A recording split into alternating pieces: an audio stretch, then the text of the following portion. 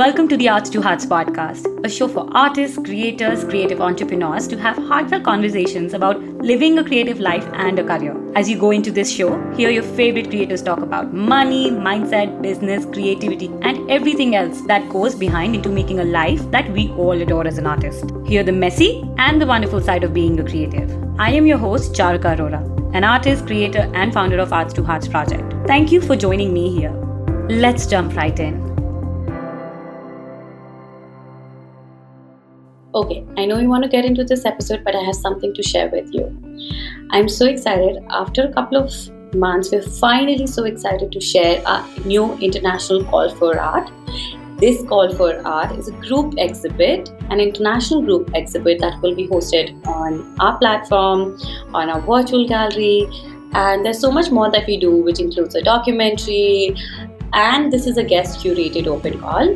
The theme for this open call is ready to wear, and this will be guest curated by Celine, who is an amazing artist, creative entrepreneur, and such amazing work. I really wanted, to host a new show which embraces fashion, people, culture, textiles, and I'm so glad Celine agreed to, curate this show for us. So this show is for all women artists working in different fields like painting, textiles, drawing, mixed media, and we're so excited to offer a new opportunity with a wider theme, with covering a completely whole section of theme that I'm really looking forward to. And if you want to be a part of this open call, which I'm sure if you're anywhere around this will excite you, you can go to www.arts2heartsproject.com/submit. And the deadline, yes, most important, I forgot. The deadline for this open call is 15th of June 2022. Yes, 15th of June 2022. So don't forget. And see you. Let's get into this episode.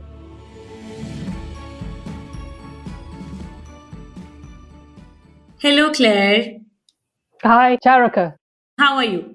I'm good. Good. Very well. Yes. Thank you so much for coming to the podcast. And I'm so excited to have you here. Thank you for having me. I'm excited to be here too. Okay. Before we get into a conversation, Claire, can you introduce yourself to people who are listening and tell us who you are, what you do, where you come from, and anything that seems valid for you? Well, my name's Claire Brewster. I'm a London, UK-based multimedia artist. I think I call myself these days because I work. I'm probably most known for paper cuts that I've been making for 20 plus years, but I also work in metal and then more recently in paint, making some painted women, and then most recently doing abstract work. Yes. I kind of cover a lot of bases, but I think for me, it's really important to feel in your creative practice that you can experiment and try different things and feel free. There's a lot of pressure to fit in and be, you can only do one thing because that's what people know or like. And I think as creatives, it's not really satisfying. And I think we're always looking to try and experiment. And I don't think, I'm very much in believing in not limiting yourself to one thing. I love that. And especially coming from you. 20 years of making the work. That's a really long time, both of them. Yes. Yeah. How does it feel? I mean, to be honest, it feels like it is 5 minutes. So, but then when I count the years, I'm like, oh yeah, it's 20 plus. So yeah, I mean, I feel incredibly proud of what I've achieved in that time. I feel like it's an honor to be able to be a full-time artist. I mean, I've been full-time for 9 years. So that's kind of amazing. It's still pinch myself that I get to do this every day. I think, you never take it for granted when you're working in the creative fields because it's just, I think we all, I don't know, I'm going to ask this question to you because, of course, you're way ahead.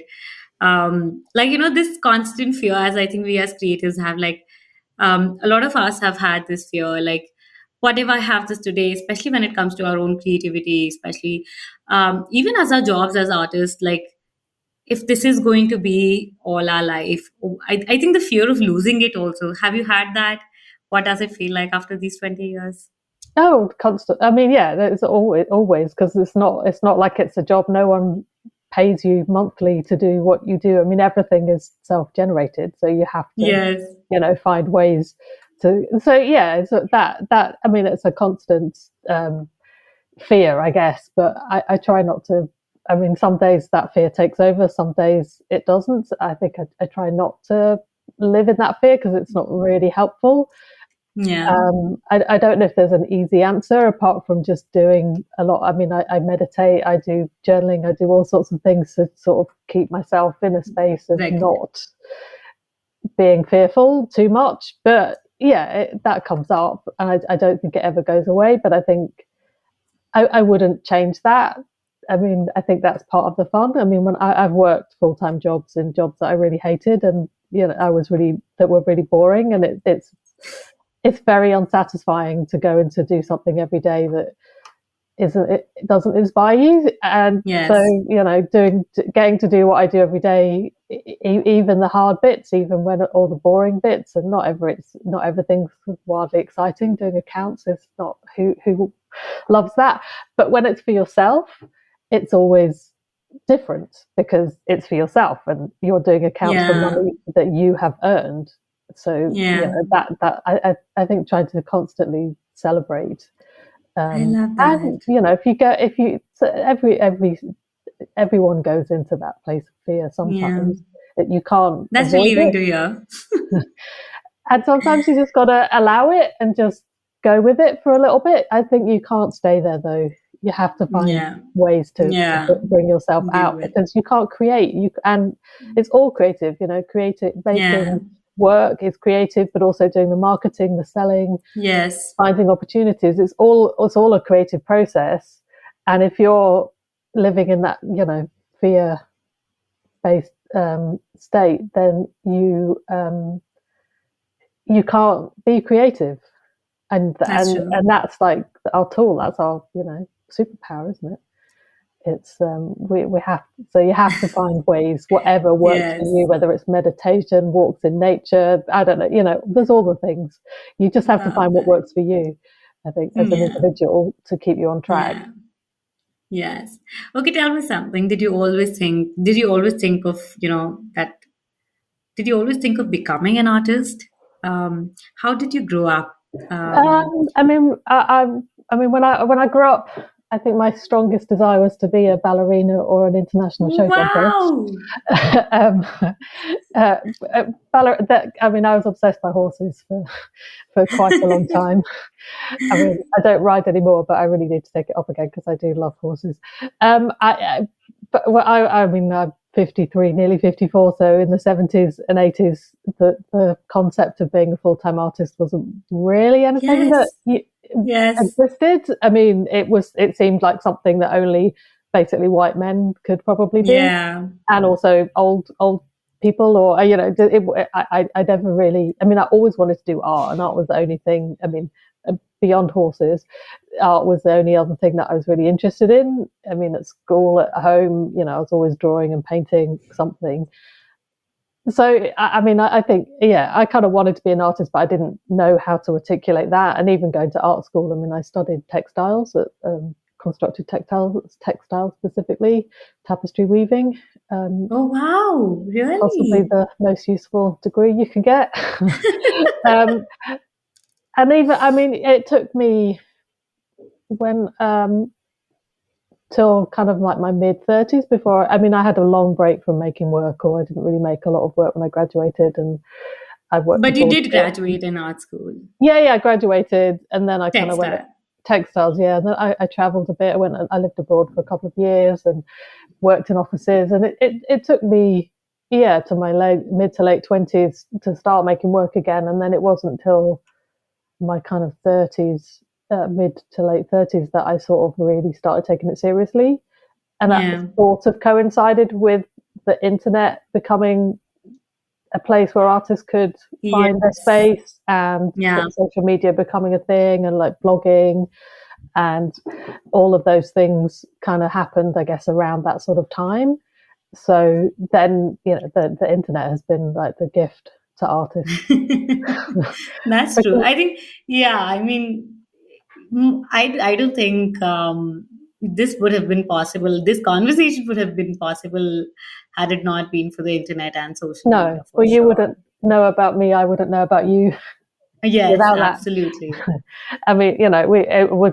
I mean, magazines were literally the only way you could find out about people. So unless you People. were well, artists or designers, it was magazines or TV. So it was there was like, and there's so many gatekeepers in order for you to get But into said magazines. Back in yeah, the day. yes, So absolutely.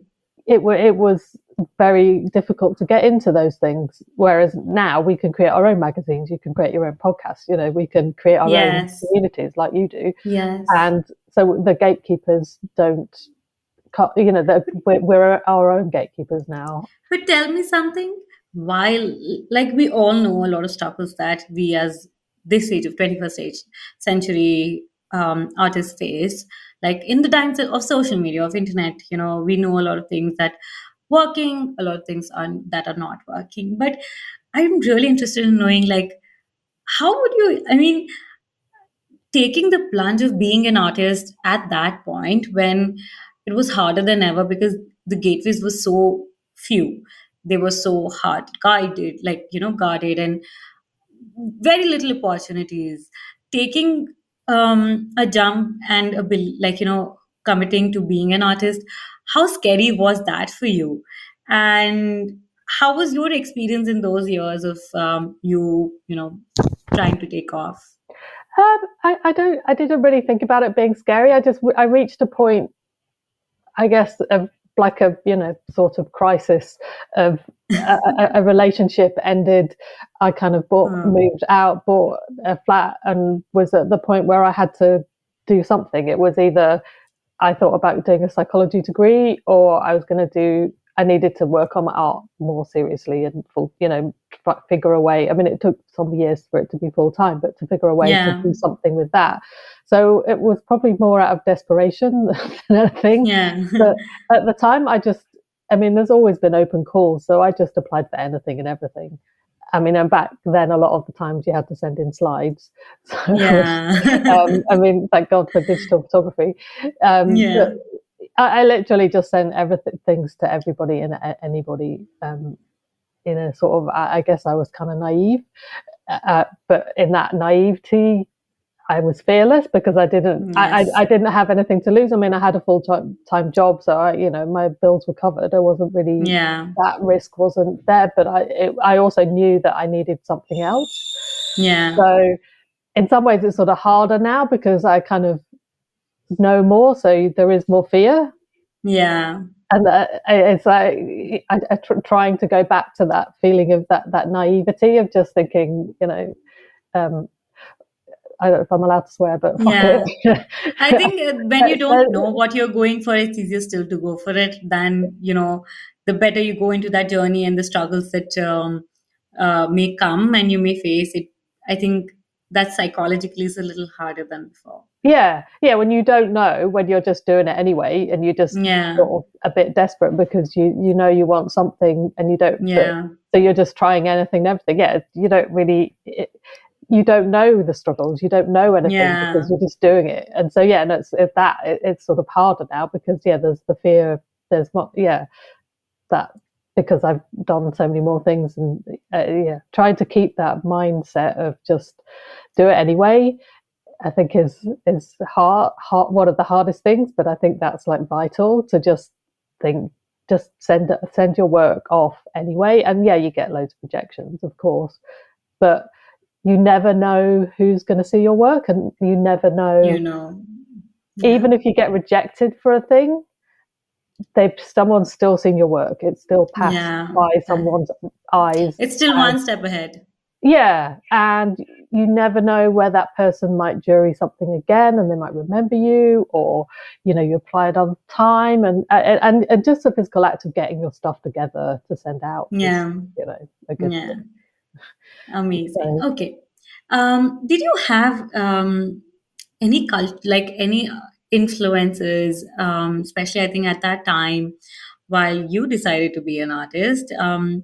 Did you have anyone to look up to, or any creative influences in your own family that also encouraged your creative pursuits? How was your family also at that point? I think a lot of people still don't believe being an artist is like a valid job. I can't even imagine how would that be when you decided. Um, I mean, I think it was sort of all right while I still had a full time job. I mean, I think they're sort of Yeah, supportive. I mean, they're supportive, and more so now because they've seen that I can yeah. support myself Now, but on this is it. also 20 years later. Yes, I mean, I guess yeah. I mean, I'm not a parent myself, but I can understand that obviously parents are Yeah, fearful of their children's kind of like crazy ideas that they're going to go do stuff. But I guess I was always quite determined, so they kind of were supportive to an extent. I mean, I don't really have a creative mentor in my family, and no one was no. particular. I mean, my grandma, my maternal grandmother, used to buy me art materials when Oh, I was a kid, wow. so she was quite sort of, I guess, in that some ways, sort of helpful. I don't know where the desire to be an artist came from, to be honest. And I think artists are kind of born, not made. And I think it's just Yeah, something within you. And I think for some people it comes out young, some people it comes out later in life. But I think late. it's sort of always there. And yeah, there's just something about the joy of making art that it's like an addiction, isn't it? Really, I know. Yeah, you I think can't stop. a Uh, few days ago, like a few days away from a studio, I feel like I start feeling breathless. yeah, Um, I think sometimes also like the different lifestyles. I think every job has a very different lifestyle, mm, habits that you could inculcate that may complement. And I feel like as an artist, what I really enjoy is of course, making the work and everything, but the creative life, whatever it takes, and the habits and everything we do to be a better creative, I think I really enjoy that entire process. Like, I like to have these meaningful thoughts. I like to keep questioning.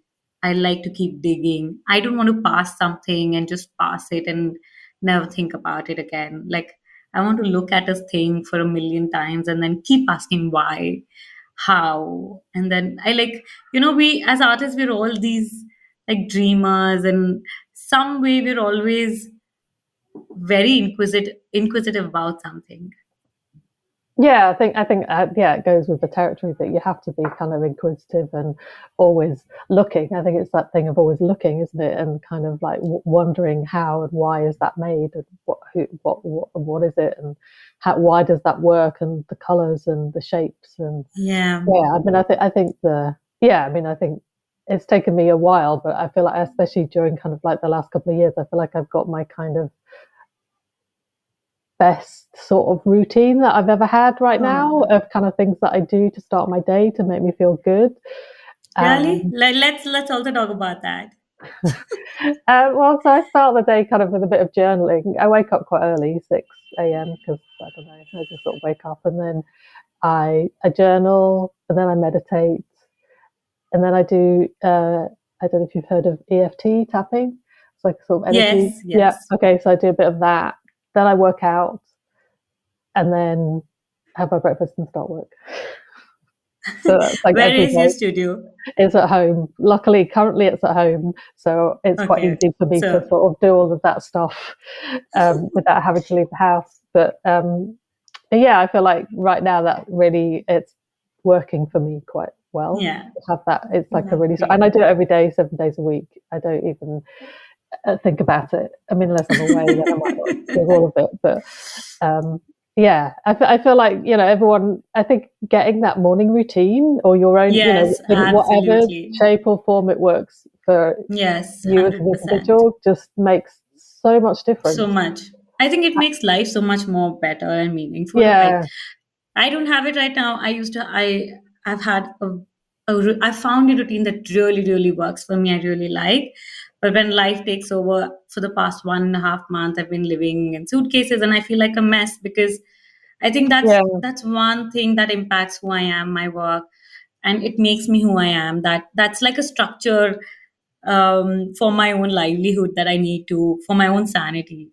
And I really enjoy that part for sure. Yeah. Okay, tell For me your, something. Mhm. Go ahead. No, I was just say for your sanity. For me, if I don't do like that stuff, yeah, it'd be very quickly you go a bit like Yeah. depressed. But yeah, yeah, I get it. Okay, tell me something. You just mentioned like you always like everywhere on your website. You just said it yourself. Multi disciplinary artist. I think a lot of artists even today get overwhelmed with this idea of fitting into a box. You need to have a niche. You have to have style. You have to have mediums, and all of that. I know that you've covered, like you said, your paper cuts are very popular. You do installations, you also do abstract. You've just started, I mean, recently there's an yeah. addition of abstract, but your portraits, your painted ladies. First, let's start from what's your work, what your work is about. And let's also go on to a journey about how you started navigating these different works, and and I think how we expanded these categories, like these different style forms, and that define you who you are today. Um, I mean, the paper cuts. I guess. I mean, there's a lot. I mean, I think the overarching theme about my work is about sort of materials and like stretching materials into doing things that maybe they shouldn't be doing, and sort of playing with them. And then also within that, there's sort of like a mining of emotion, of like feelings, and I'm always trying to find a sense of freedom.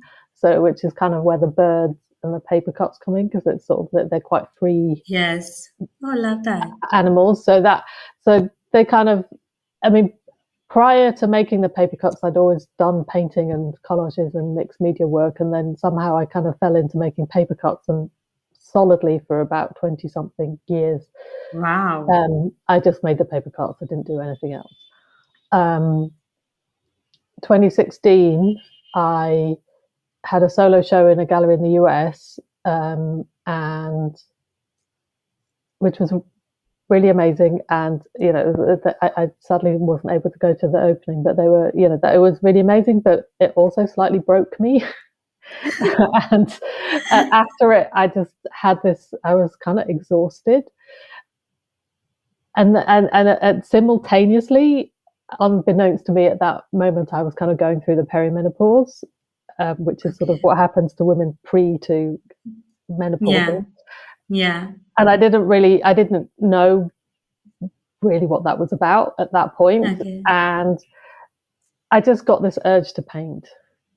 Like it Oh, just came, back again. yeah, it just came to me that I needed, and so I would sit watching TV in the evening with some small kind of A4 size, no, A3 size kind of cardboard, and I did sort of these collages, and mainly of kind of women, and painted on top of them using acrylic inks and stuff. And it was just sort of some things that I'd had, inks and things that I'd kind of had, I guess, for 20 years because I hadn't really used them, that were still working. And I just kind of did that, and then it sort of it sort of opened up a sort of, when you open up a kind of crack and it gets kind of Yes. wider and wider, and you kind of can't close it again. And um, so I kind of just, that they became bigger and bigger, and I started making bigger canvases that were sort of these collages of women, um, and they were really fun, and I was really enjoying it. And then I kind of hit a wall in kind of end of 2019, where or I didn't really know where I wanted them to go, and I kind of, um, yeah, which is when I started working with Anne. Well, at the beginning of 2020. Yes. That's, I think that's how I found your work. Okay, so literally just, I think I started talking to Anne. I think I heard her on um, Kat's podcast, the Yes. Yes. Art Trade Queens. podcast. Yeah. Yeah, that I think, and she mentioned on that she did mentoring, and I was like, oh, Yes, she oh. did. So I kind of emailed her, and I guess that was maybe beginning of 2020, and so yeah, literally beginning of March, just before lockdown kind of happened, before COVID really hit, I kind of started working with Anne, um, And so that, and she was like, well, take everything away, take all the crutches away, take all the collages, take everything away and see kind of what happens. Um, and then, yeah, obviously that was kind of terrifying because I don't know what's going to happen. And initially there, I did some abstract work, and then these kind of women started appearing. Yes. And it was like quite a love-hate relationship for me with them, to be honest. I kind of, Okay. Anne was sort of loving them, and I was generally hating them. I found I them really really, like I them. found them really difficult to make. Yeah. Um, but actually, it was also really good. It was like a really brilliant. I mean, I did that all the way through 2020, so that was like a really good kind of like solid type thing to do in lockdown when you haven't really got anything else to do. I mean, and I was selling paper cuts and also did some commissions, luckily, at that point. So I've kind of always maintained the two things Side and side. side and side. Mostly the paper cuts I work to commission now. So that, and the, though I still work with the same gallery in the US, DL Gallery in the US, and they're having some of my work in July in the show. So, I kind of do both. I feel like they're the two sides of my personality, the sort of Okay. yin and yang. And so, yeah, this kind of like, they took over my life, the women, for a while. So that went through, and then I hit another wall in sort of end of 2020, sort of into 2021, where I couldn't make them any better. It's like, and you're just doing the same Yeah. thing, but they're not progressing, and you don't know where Yeah. to take them. What's up? And then I signed up for it's an alternative art school based in London called Terps. Okay. um, Okay. and they do three courses. They do an on-site where you have a studio within, and then they do off-site, which is what I signed up for, where you have your own studio. Okay. And then they have a online, so wait, obviously you just do it from anywhere in the world. And so it's a peer mentoring program. So you have a mentor, and then it's like 40 students, and then you have like a pod of like 4 to 6 people, and you kind of like get a mentor, have a mentor, and then some guest mentors, and it's all purely painting, and it's just always talking about painting. And I had my first session with my mentor, and yeah, the women kind of went away.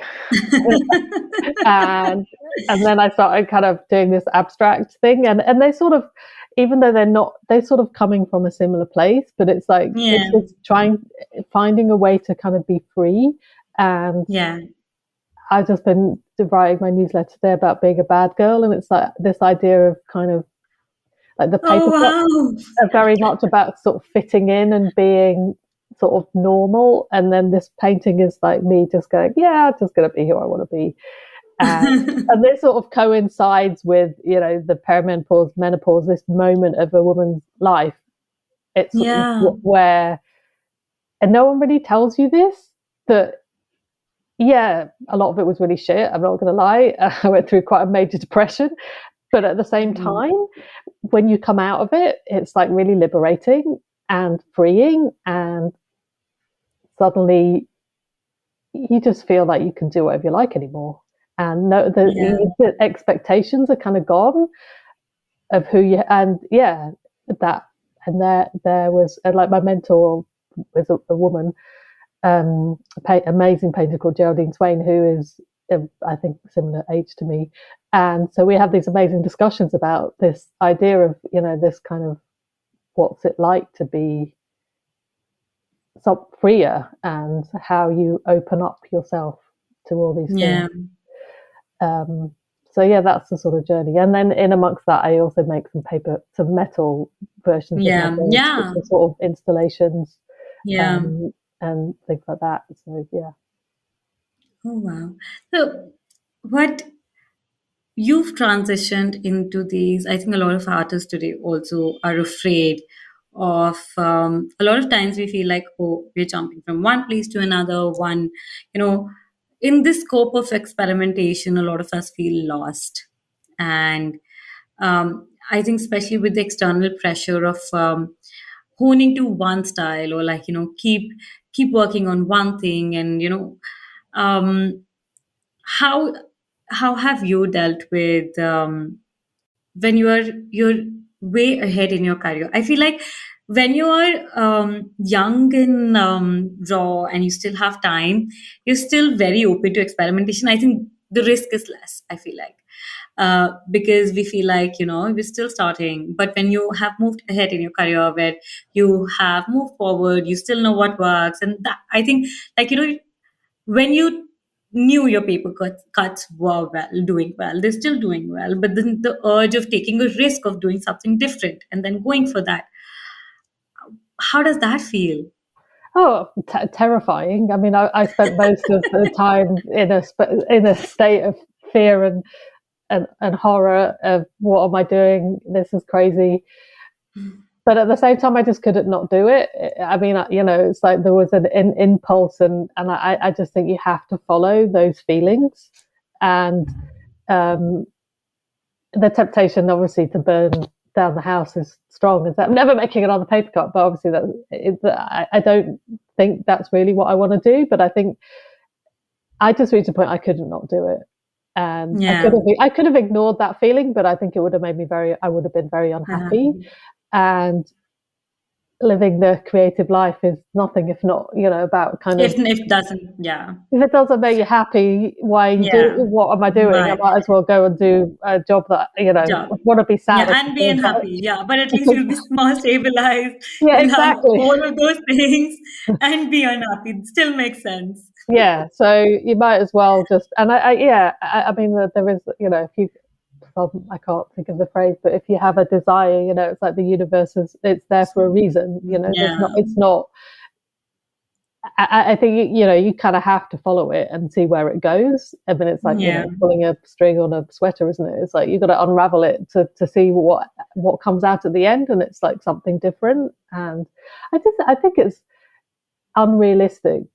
I mean, for me, I don't but to expect people to be the same the whole of their lives. Yes, absolutely. And I think what you want in your 20s, 30s, 50s, 60s and beyond is kind of different. And, if you're a mother or, a parent or, whatever changes you make, we're all making changes all the time.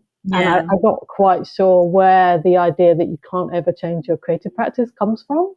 I mean, I think we all have it, and it's like I think it's fear or something. I'm not really sure. I It's like think a also story. how I don't even know how we buy into this, because um, most of us, for us, our work, our life, and our work are not separate, No, and they're very intertwined, and they work hand in hand. Anything that affects into our work comes into our work, affects into our life, and anything that happens into our lives also goes into our work.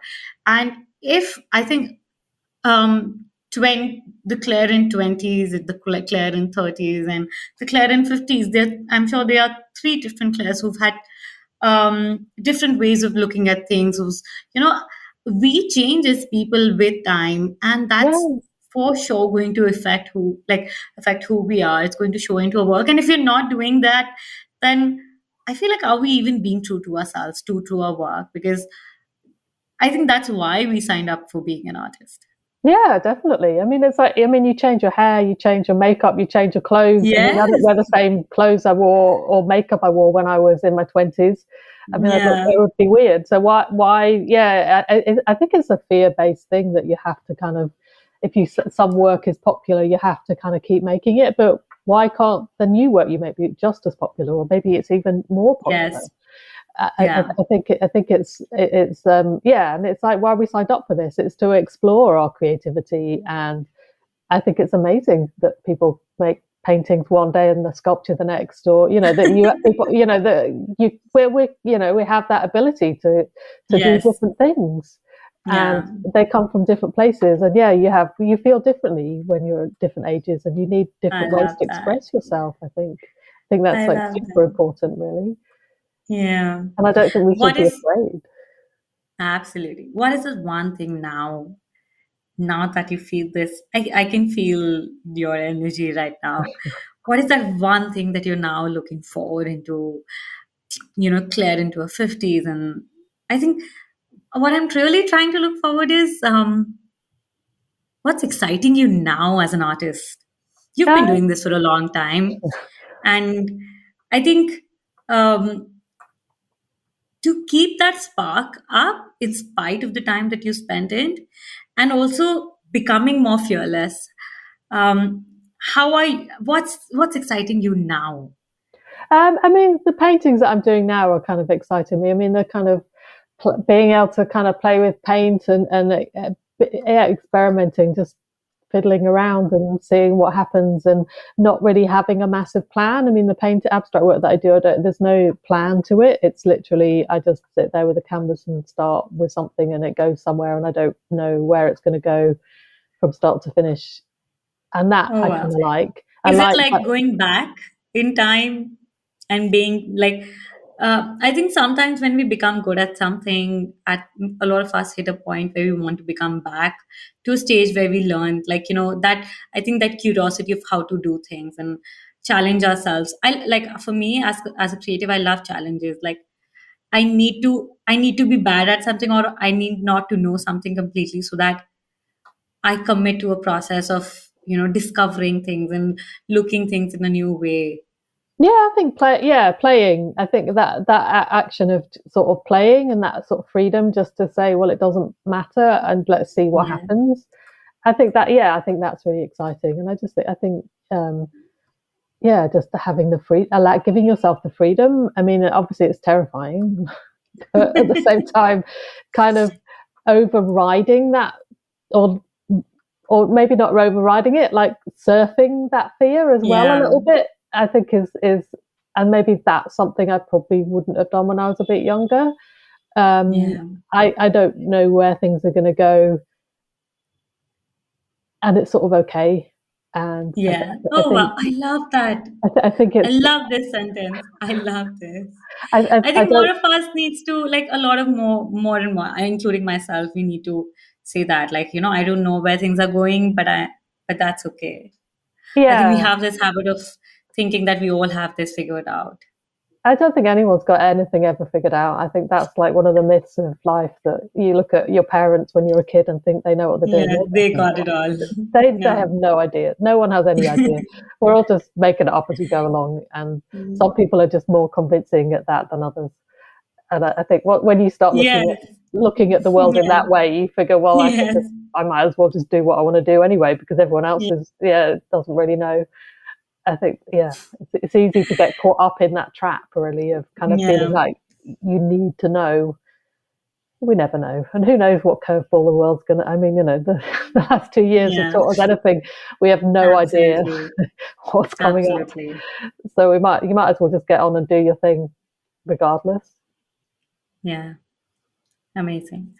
Thank you so much, Claire. It was so fun talking. I have a fun rapid fire, and I just feel so warm and cozy and honestly supported after talking to you. And I'm Oh, sure people who are listening to this episode would feel the same, because I think um, knowing the fact that a lot of things that maybe I'm feeling, or people, you know, who are listening may be feeling, we're all in different stages of our lives.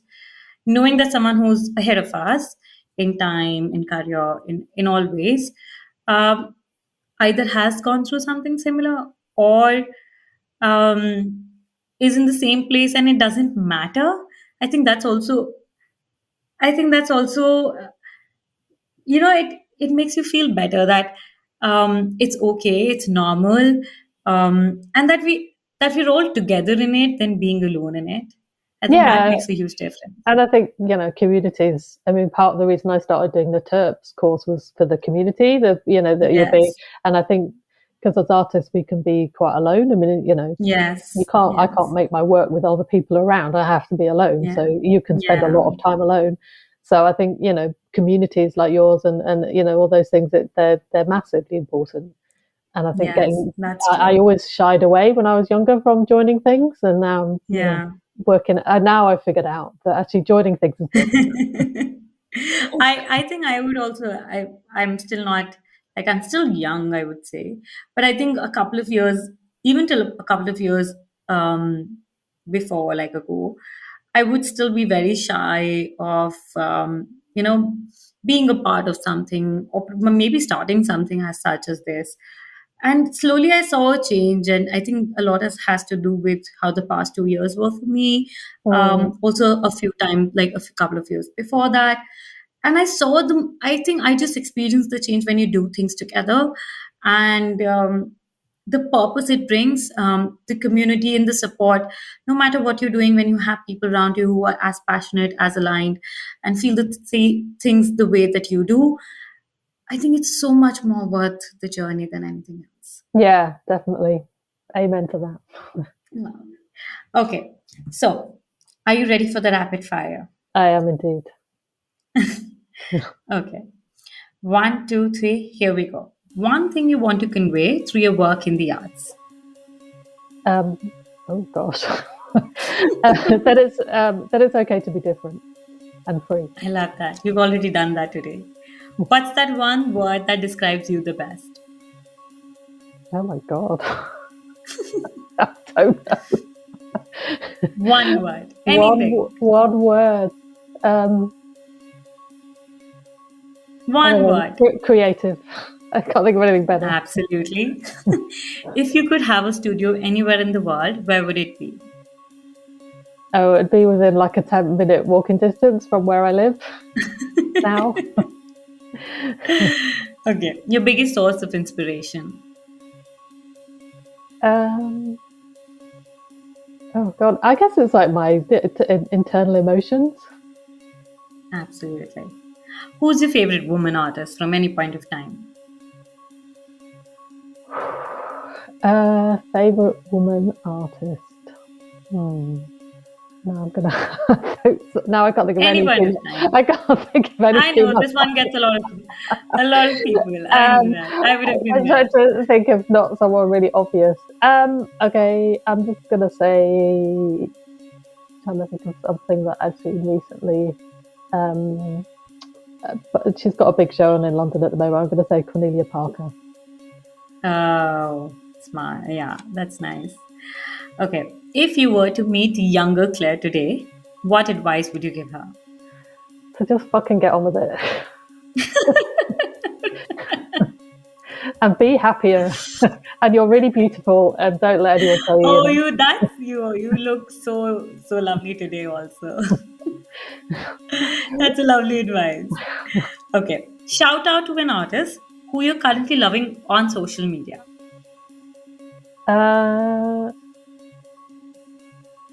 Obviously can't remember anyone either.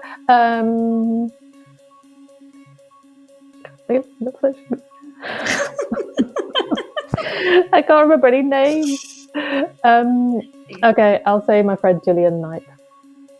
Okay. I'm going to find her out and link in the show notes. She does a podcast as well.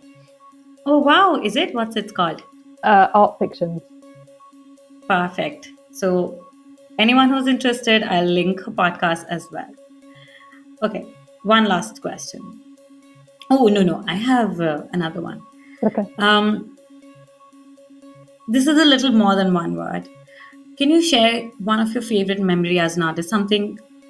Anything that made you feel special and something you hold very close to yourself that you feel grateful to be an artist? Anything, any moment, any experience. The first museum show that I had when I had in Manchester in the UK, when I got to make a big installation. Well, I did a big installation in it and installed it.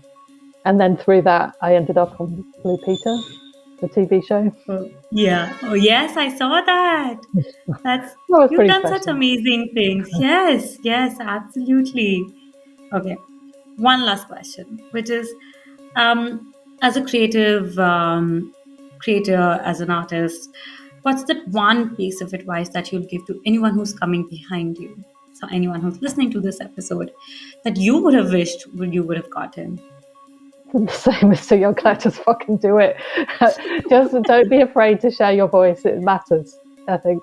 Yes. And support. Yeah, find a supportive network. Just share, because whatever you've got is good. So yeah, and keep a long bit of advice. Keep going. Don't give up. Yes. I Never love that stop. advice. I think um, I think what I take away from our conversation is also it does not matter where we are in our lives, in our career. A lot of our feelings will still, those fears will still be there. I mean, only the momentum, the risk, and things like that may move. But you've done so much, but a lot of those feelings are still there. And in spite of those, you've done so much, and I'm sure you'll do so many more. So it only makes me look forward to things that I know that there's fear sitting next to me, but I know that you got through it. So maybe I will, and so many others who are listening to this episode, we all will. Well, as that Elizabeth Gilbert says, never let Yes, fear drive the car, and I think keep that in yes, your head because it's so easy. You suddenly find that you're sitting in the passenger seat, and fear yes. is I love that. driving you along. And yeah, don't let fear take over. I think 'Cause, that's yeah, like a whole book for I think for all yes, of us. exactly. I love that book. It's like a It's like a it's like a warm bath. guiding light. And it, Yes, yes, yeah, it sort of soothes yes, you, but also tells you to get your shit together and just keep doing it. I mean, yes, I think, yes. yeah, the fear never goes away. It's just different fears, but or the same ones come around in different suits, I think. So, yeah, I think whatever age, whoever you are, you're still, it's always there, but you just have to just do it anyway. Lovely. Okay. Before I let you go, I just want to ask you, do you have anything that's coming up that you can share with us, we can support you with? And where can people find you, support you, and keep in touch with you? Well, I have some work in a show in the L Gallery in Wyoming. If anyone's in If that anyone's part, around, they can. if anyone's, Yes. I think that's the beginning of July. That's some paper Okay. plots. Paintings. I think I might have something in November, but not sure yet. But they can find me on Instagram at Claire_Brewster, website clairebrewster.com. So yeah, say hi. I'm around. You can email me from my website, join my Yeah. newsletter. Always happy to Yes, chat. John, that's important. Yes. Yeah. That's And important. now that Instagram has gone weird, we all need to Yes. focus on our On other our own. marketing tasks. Yes. Oh God. So That's yes, I was just writing my newsletter while I was waiting for this. I I've been working on transitioning my website and I need to get my things together. Yeah. I think after this episode, I'm going to go back to Audible, play back Big Magic because I think I need that nudge right now. Yes. Yeah. I have that on. Yeah, it's on repeat. That and Same. a few other books. Just when you need a kick, pick me up. Something. Yeah. Always Elizabeth Oh, Gilbert. yes. I love another one that I really love before I say goodbyes. Um, Twyla Thorpe, The Creative Habit. I love Oh, I that read book. that years ago. Is that on Audible? Yes. Okay, I'll need And to get also that. Art and Fear. Who's that by? Art and Oh, Fear is by I don't, James. I don't know Art and Fear. I love that book. The War of Art and Art of Oh, Fear, that both one. of Yes. them. Yeah. War of. Oh, him. Yes. Okay, I know the War of Art. Yes. Yeah. Yeah. Um, And Art and Fear is also amazing. I haven't Really read nice, that. amazing book. Yeah. All on Audible. I love listening to books Oh and God. Yeah. podcasts. Yes. Definitely. They help. I'll send some more to you. Okay. Brilliant. That would be really good. Yeah. I We could should do always like listen to a book I club. think you've given me a great, yes, I think I'll ping to a lot of, I will ask in a community and we'll combine a list of audible books, especially because I can't Mm, read. I know a lot of artists who have a hard time reading, and that yeah. would be so much fun. Like Yeah. Yeah. I'll Definitely. do that. Always good to have a good source of inspirational books to keep you going. Yes, yes. And I think the joy of also discussing and doing them together is amazing. Yeah. Definitely. Perfect. So, everyone who's listening to this episode, thank you for tuning in. If you want to find all the links Claire has mentioned, her work, we'll also find out links to her show, and we'll keep you informed about all the events that are upcoming for her. Make sure you visit the website Shownotes, and you can find all the links, and you make sure you connect with, follow, and support Claire and her work. And thank you so much for tuning in, and thank you so much, Claire, for your time. And I feel so good talking to you. I'm really grateful for this conversation. Thank you. I'm really grateful too. It was really good. Thank you so much for having me. Thank you. Bye. Bye. Thank you so much for listening to this episode. You can find all the details and links mentioned in the show notes of this episode available on www.arts2heartsproject.com. And if you like this episode, please don't forget to tag us in your stories and leave us a review here on iTunes or any of your favorite platforms. It really helps us to keep the show going. Thank you so much. I'm sending you lots of love and I can't wait to be back here soon again. Bye.